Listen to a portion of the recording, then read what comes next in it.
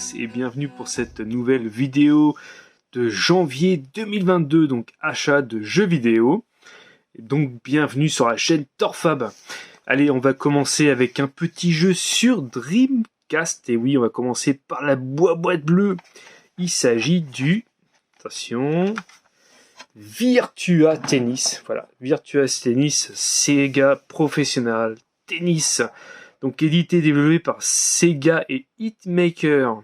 Il est sorti en 1999 et on est sur un jeu de tennis, ça va de soi. Voilà, se joue à 1 à 4 joueurs. Il est sorti sur Dreamcast et il est sorti aussi sur d'autres supports. Donc là, cet exemplaire-là, il est complet, il est en très bon état. Donc je vous montre ça tout de suite. Pas faire de casse, voilà. Il est avec sa petite notice qui va bien. Et il est en multilingue comme beaucoup de jeux Dreamcast et de jeux Sega. Donc cet exemplaire-là ira partir à la vente car je le possède déjà neuf sous blister. Donc comme j'aurai pas l'occasion d'y jouer, je garde mon exemplaire sous blister. Et puis au pire, celui-là, s'il se vend pas assez rapidement, j'y jouerai. C'est un excellent jeu de tennis, hein. Graphiquement, il est vraiment beau, je le trouve beau pour l'époque, hein. Jouabilité, ça se joue assez bien. Bon, après, c'est aussi c'est assez complexe, hein. C'est un jeu de tennis, donc c'est pas évident. La prise en main, elle est pas facile. Mais ça reste, malgré tout, un très bon jeu de tennis. C'est parti pour le let's play. Ouais, graphiquement, c'est joli, hein. Perso, j'adore. Avec le petit ralenti et tout, là, qui vont bien.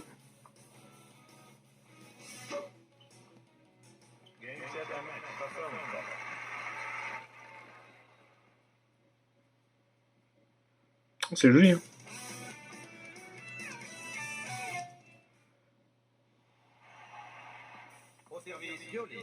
Allez, on s'enchaîne avec le deuxième jeu vidéo de la vidéo. Il s'agit de... Attention, 1, 2, 3, hop. Qu'est-ce que c'est que ça? Mais qu'est-ce que c'est que ça? C'est Dead Rising 2. Donc avec le steelbook métallique. Donc là vous voyez la steelbook, en fait ça fait comme en fait une plaque de médicaments, une plaquette de médicaments. Donc c'est super bien fait. Donc édité et développé par Blue Castle Games et Capcom. Capcom c'est la vie. Dédicace à mon sensei Jérôme Mokuto. Date, il est sorti en 2010. Donc là cet exemplaire là, donc c'est un exemplaire de la PS3. Donc il est complet. Voilà, avec au-dessus donc le making of et puis le jeu de Dead Rising 2. Donc on est vraiment sur un beat'em all survival horror. Alors là vous défouraillez à mort du zombie. Alors si vous avez joué au 1, vous aimerez certainement le 2, parce qu'on peut jouer soit un joueur, soit en multijoueur, donc coopération, tout ça c'est plutôt sympa. Il est sorti sur PS3, donc cet exemplaire-là, sauf que là c'est le steelbook métallique, hein, sur Xbox 360 et sur Windows. Donc à l'arrière, rien de plus, hein, c'est pareil, c'est le Zombrex, le médicament qui lutte pour lutter contre l'infection de zombies. Bon, l'intérieur de la boîte, il y a rien de spécial en fait, hein, c'est vraiment gris à l'intérieur. Il y a rien de fou, mais par contre, je vous dis, la boîte elle est métallique, elle est assez sympa quoi, en mode boîte de médicaments. Donc la petite histoire, hein, vous incarnez donc Green, celui que vous voyez là en fait. C'est le personnage principal et en fait votre fille est infectée par le virus du zombie. En fait, elle s'est fait mordre et vous devez lui donner des médicaments pour en fait vraiment freiner en fait la mutation. Donc si vous avez, comme je vous le dis, aimé le 1, vous aimerez le 2. Bon, moi le 1, je l'ai fini sur Xbox 360 à l'époque. Mais j'ai pas trop aimé le style en fait où vous avez un chrono et si vous dépassez le chrono, en fait le jeu est fini. Ça par contre j'aime pas qu'on me presse en fait, surtout quand il y a du zombie. Moi j'adore éclater du zombie, prendre mon temps, fouiller les trucs et tout, c'est plutôt sympa. Et là en fait, c'est ça pour moi le défaut du jeu, c'est le temps. Voilà, c'est le temps, le gros défaut du jeu. Bon après chacun son truc, hein. Allez, je vous montre un petit let's play. Donc ouais, c'est sympa graphiquement. Oui, vous avez là, c'est voilà, vous avez fabriqué un truc. Et voilà.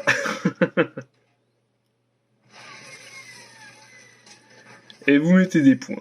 Donc comme j'avais dit, hein, le but c'est de récupérer des médicaments pour votre fille qui a été infectée donc par les zombies.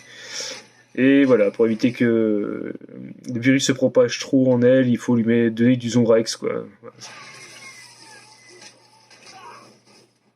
Et voilà, il faut défoncer du zombie quoi. Trouver des trucs, créer des trucs, pour éclater les zombies, c'est plutôt pas mal quoi, j'aime bien. Le seul truc c'est comme dans le 1, il y a un certain temps limité quoi. Et si vous trouvez pas Le Zombrex pour votre fille, voilà. Elle se transforme en zombie, quoi. Et pour le troisième jeu vidéo, il s'agit d'un jeu NES. Et là, ça va faire plaisir, pareil, à Jérém au couteau, car il l'avait quand il était plus jeune. Il s'agit de RC Pro AM sur NES. Il est avec sa petite notice, donc très content de le rentrer. Bon, lui, je le possède déjà en fait sur NES en boîte. Donc cet exemplaire-là partira donc à la vente. Donc assez content de le rentrer, ce petit jeunesse. Donc en fait c'est un genre de jeu micro-machine, je sais pas si vous avez connu ça. En fait c'est des voitures un peu téléguidées je crois. Hein. Là on est plus la micro-machine en fait ça reste des petites voitures vraiment des petites voitures. Mais en fait ça on est plus sur les voitures téléguidées, hein, télécommandées je trouve. Hein. C'est vraiment l'aspect que ça donne. C'est plutôt sympa, ça se joue assez bien. La maniabilité elle est faut avoir le coup de main, hein, ça reste du jeunesse. Les anciens jeux, on sait très bien que c'est compliqué, hein, c'est toujours plus compliqué que de jouer à des anciens jeux plutôt qu'à des nouveaux. Écoutez, franchement, c'est un très bon jeu. Moi qui l'ai testé en vrai, bon, pas avec cette cartouche-là, bon, elle fonctionne, hein, je l'ai testé, hein. Mais à l'époque, j'ai déjà joué sur NES à plusieurs circuits, c'est vraiment plutôt sympa. Allez, je vous montre un petit let's play. Avant, je vous en parlais un petit peu quand même. Hein. Il a été édité et développé par Rare Nintendo Bandai. Et en fait, il est sorti en 1988. Donc, comme j'ai dit, on est sur un jeu de course et se joue un joueur. Allez, c'est parti pour la vidéo. Oui, comme j'ai dit, c'est le genre de petite voiture télécommandée. Et puis voilà quoi. Et puis on conduit, puis on évite les pièges. Hein. Il y a des flaques d'eau, il y a plein de trucs. Par des flaques d'huile, des barils, des machins qui traînent pour vous ralentir. Mais franchement, c'est sympa. Hein. Ça se joue très très bien. C'est super fun. Et ça, Sensei, Jérém Okuto ne va pas me contredire. C'est un excellent jeunesse. Alors, vous pouvez vous procurer pour pas très cher. À 5-10 euros la cartouche, vous l'avez en fait. Bon, moi, cet exemplaire-là, il sera à vendre hein, avec la notice. Donc, n'hésitez pas à me contacter. Hein, si vous le désirez, pas de souci. Il sera pour vous. Mais alors, je vous en ai parlé sur une des dernières vidéos. J'avais présenté le numéro 2. Et là, je vais vous présenter le numéro 1. Il s'agit de Borderlands sur Xbox 360. Voilà. Donc là, en fait, c'est l'exemplaire que j'ai rentré. Et j'avais un autre exemplaire avant. Il s'agit de Borderlands édition Game of the Year. Comme le numéro 2. Donc, par contre, là, c'est une version française. Tiens, le petit CD est tombé dedans, mais c'est pas grave. Donc, Borderlands, c'est édité et développé par Two Games et Feral Interactive. Il est sorti en 2009.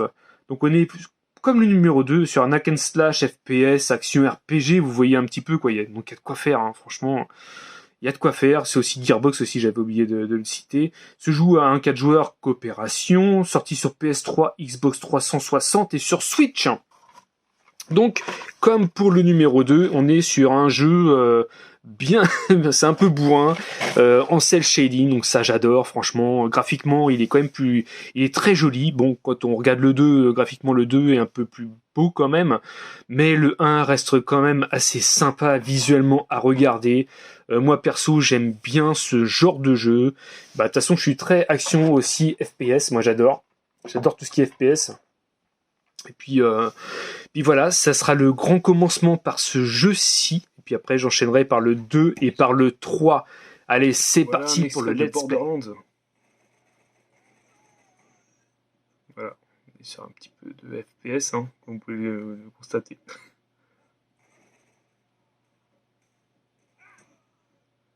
Boum, voilà. Et on fouille des corps, et on détruit des mobs. Et il y a du craft, il y a un peu de tout, voilà, hop, on récupère des outils, des machins, des trucs.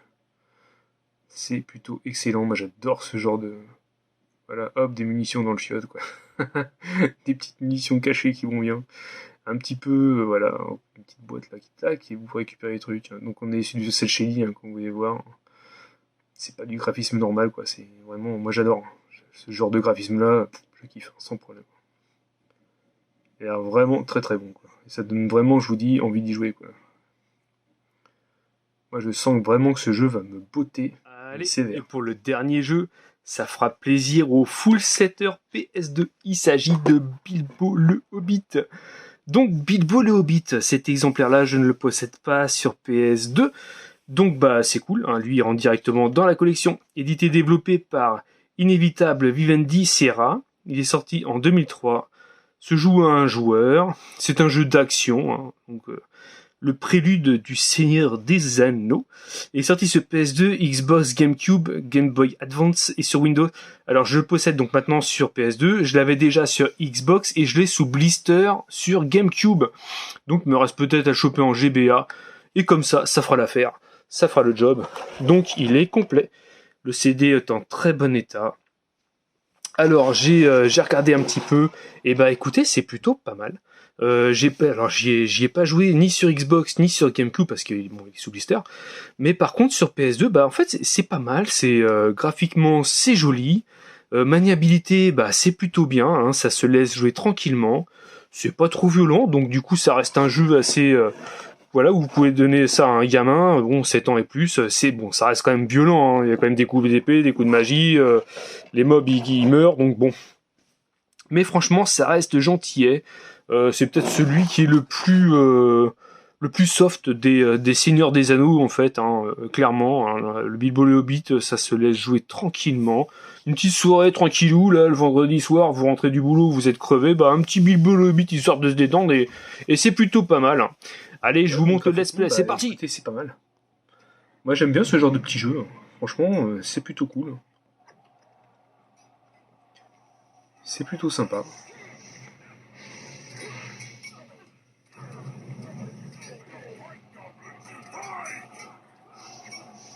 Petit jeu d'action là, cool.